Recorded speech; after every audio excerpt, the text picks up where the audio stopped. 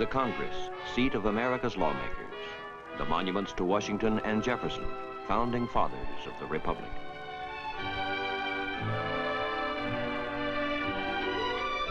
The memorial to Abraham Lincoln.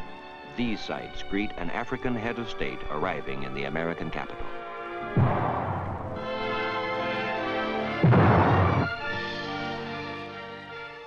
A 21-gun salute and full honors for Félix Houphouët-Boigny, President of the Ivory Coast.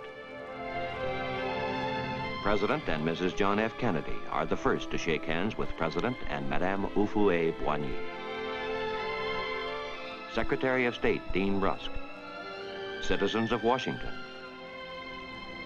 Cabinet members, diplomats, and city officials are at the airport to welcome the leader of the West African nation. Chief Justice Ernest Boca, as well as the ministers of Agriculture and Finance, accompany President Houphouët-Boigny. The two presidents and their wives take their place on the podium to take the salute of the honor guard. President Houphouët-Boigny does not come to America as a stranger. His fame has preceded him.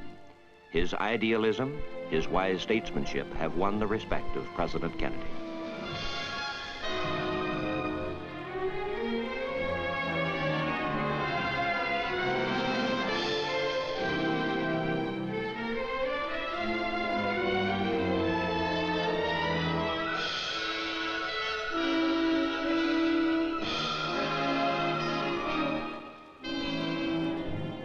We are glad to have you here for many reasons.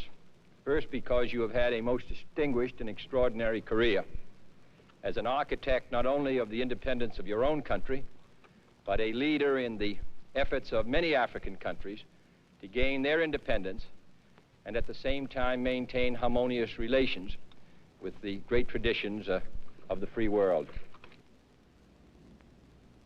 Aujourd'hui, au-delà même de la preuve des excellents rapports qui existent entre... Today, beyond being proof of the excellent relations which exist between the people of the Ivory Coast and the American people, my visit, in answer to the kind invitation you have extended to me, Mr. President, has a deeper significance in that it marks the fact that my country has firmly embarked on a policy of full cooperation with all democratic nations working for the happiness of mankind. Délibérément sur la voie de la coopération confiante avec toutes les nations démocratiques qui œuvrent pour le bonheur de l'humanité. The President of the United States escorts his guest. Together they will ride from the airport into the Capitol.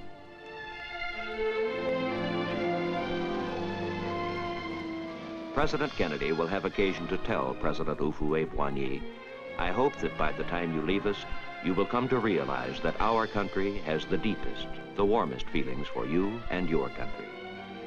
The President of the Ivory Coast receives a demonstration of America's respect and affection in the welcome accorded him by the citizens of Washington.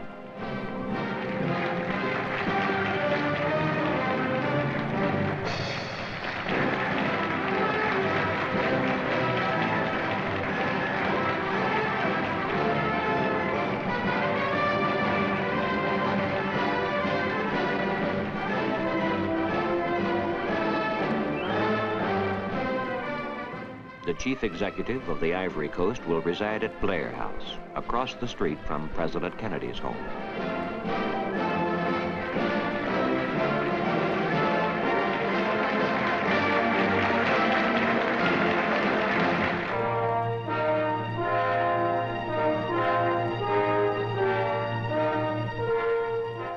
That same afternoon, past the Lincoln Memorial, across the Potomac River, President Houphouët-Boigny goes to Arlington National Cemetery.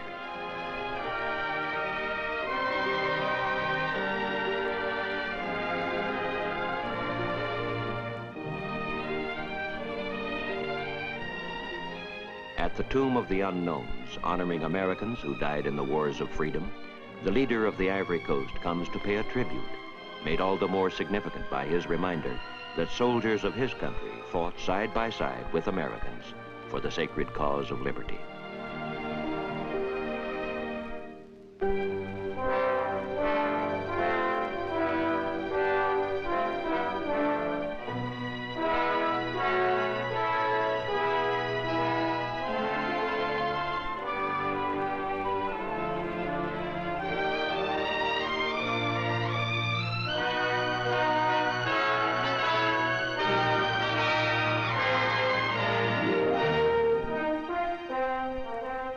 To visit the Lincoln Memorial is to go back in time to America of a century ago to better understand the ideals which motivate her today. Past the white marble steps is the pensive figure of Abraham Lincoln, the president who led his nation through the torments of civil war to win equality for all men.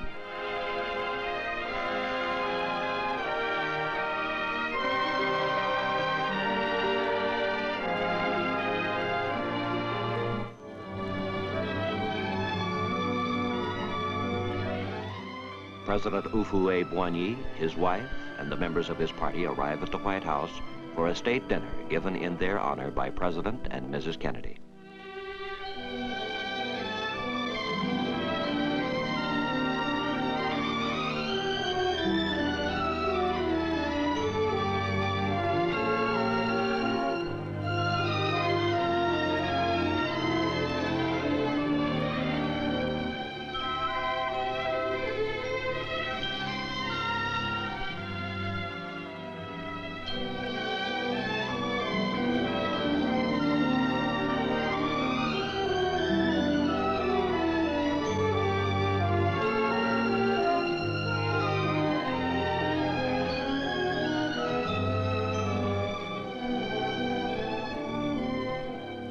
Every president since Thomas Jefferson has lived in the White House, which is part of the heritage of the American people, associated with the memory of great men and great events in the history of the Republic.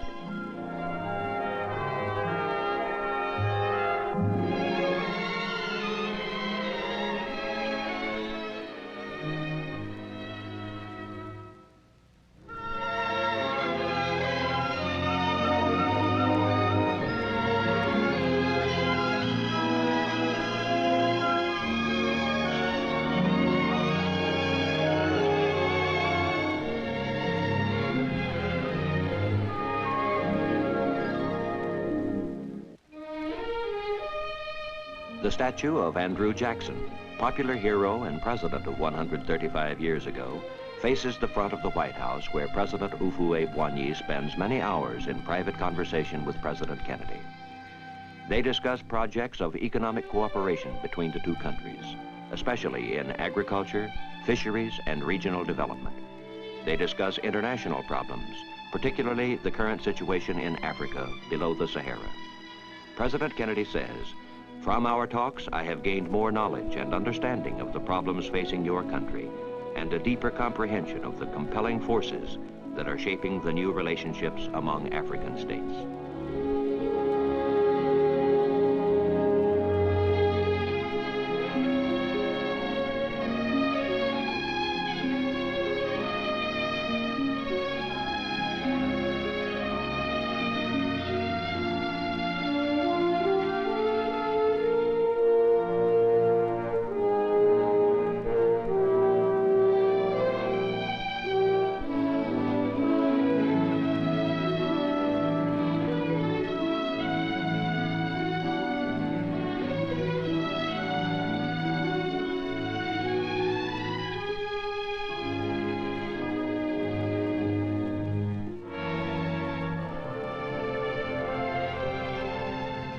The patients at a children's hospital are delighted by the visit of Madame Houphouët-Boigny. She sees the treatment being given to restore muscle control to a little polio victim.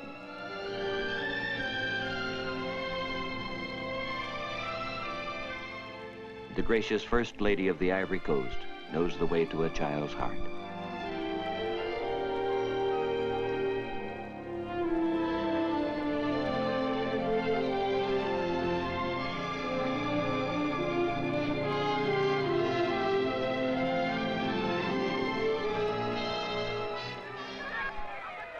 Across the street from the hospital, an entire school comes out to cheer Madame Houphouët-Boigny.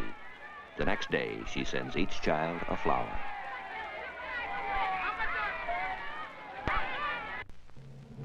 At the Congress of the United States, there is an afternoon tea in honor of the President of the Ivory Coast.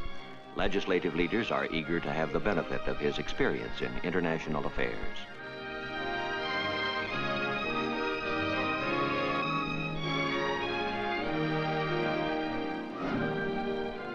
A reception at the Ivory Coast Embassy for the chiefs of diplomatic missions at Washington is attended by many distinguished guests.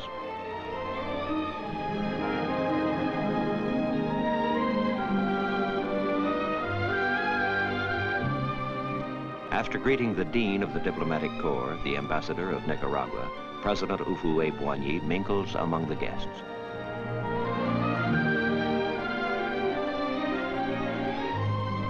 The President and Mrs. Houphouët-Boigny meet the Ambassador of Guinea, Seydou Kanté, and his wife.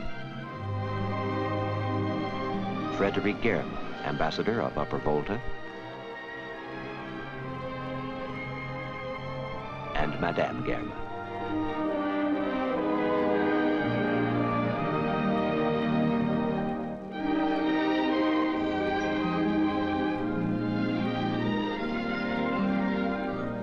The Ghanaian ambassador in Hao.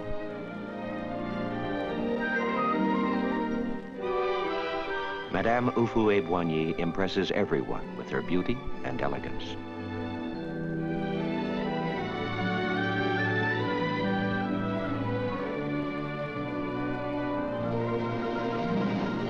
On May 24th, United States astronaut Scott Carpenter orbits the Earth 3 times. On that day, President Houphouët-Boigny comes to address a luncheon of the National Press Club.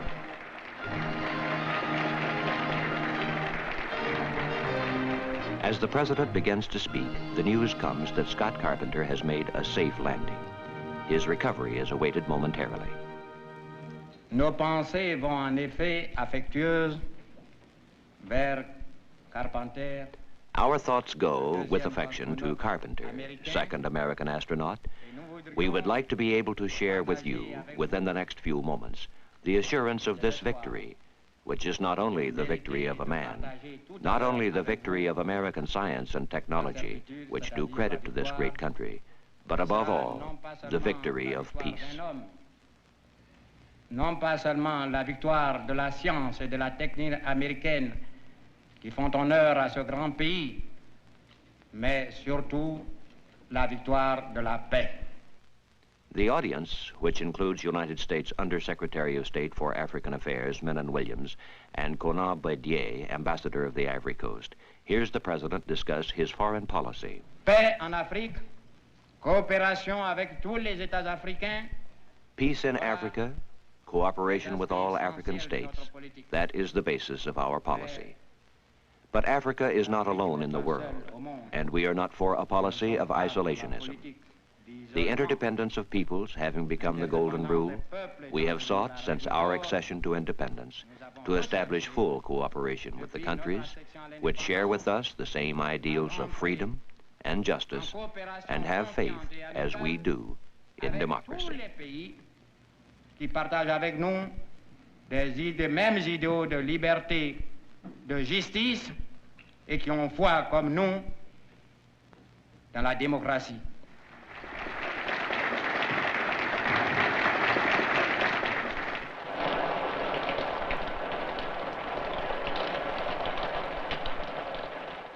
A summer shower hits the city on the evening that President and Madame Houphouët-Boigny give a state dinner at the Mayflower Hotel.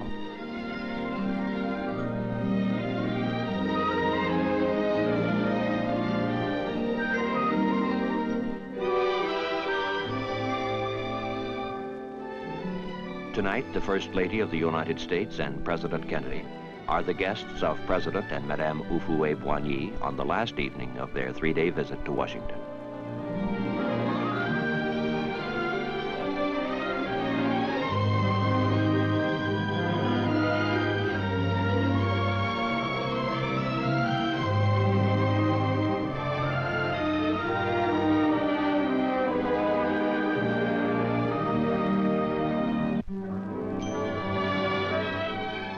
There is still a moon in the early morning sky when, at Washington's railroad station, the visitors from the Ivory Coast board a special train.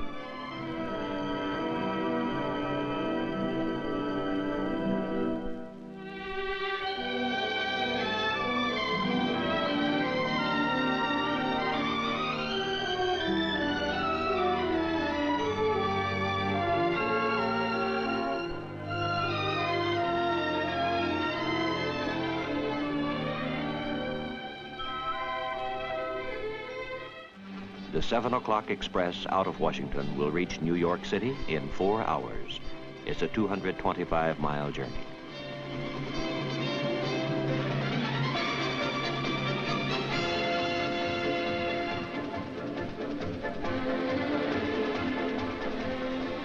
In the President's official party are his special assistant, Guy Narrated, and the ambassador to the United Nations, Arsène Asuan Oucher.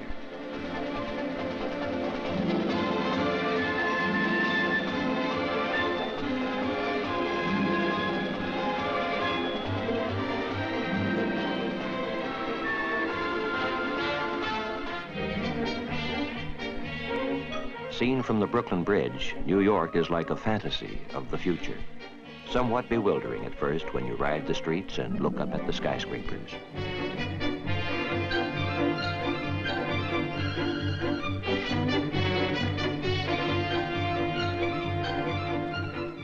New York in the daytime is a city in perpetual motion.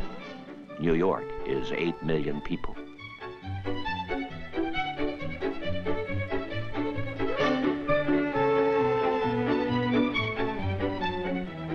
In New York, the President and his wife see a city where people from all over the world, of all races and creeds, live and work side by side.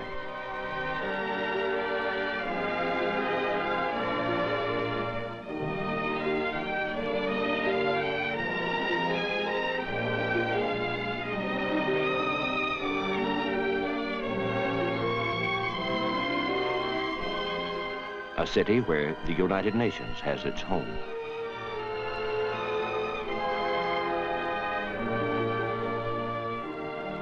The headquarters of the United Nations was finished several years ago. But what the United Nations stands for, lasting peace among nations, is still the unfinished business of our world community. President Houphouët-Boigny pays a formal call at the United Nations. His host is Acting Secretary General U Thant of Burma. The President of the Ivory Coast declares that his country will always be a vigorous and diligent supporter of the United Nations.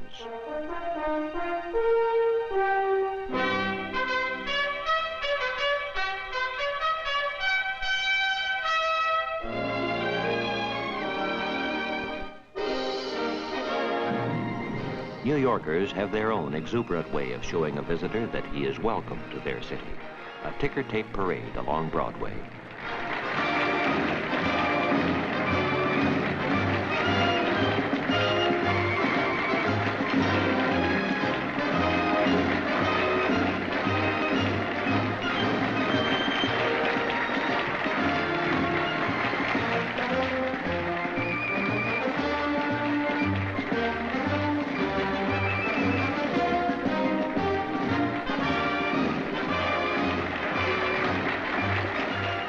The parade ends at City Hall, where the President receives the official honors of the city.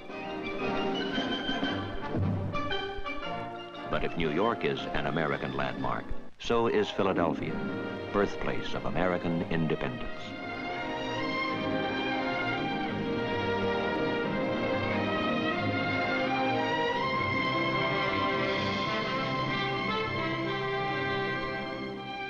In Philadelphia, the University of Pennsylvania, founded by Benjamin Franklin, philosopher, man of science, leader of the American Revolution, confers on the President the honorary degree of Doctor of Laws.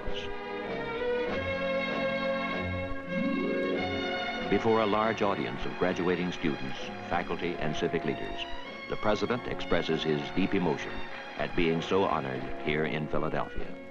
He, the statesman who led his country to independence.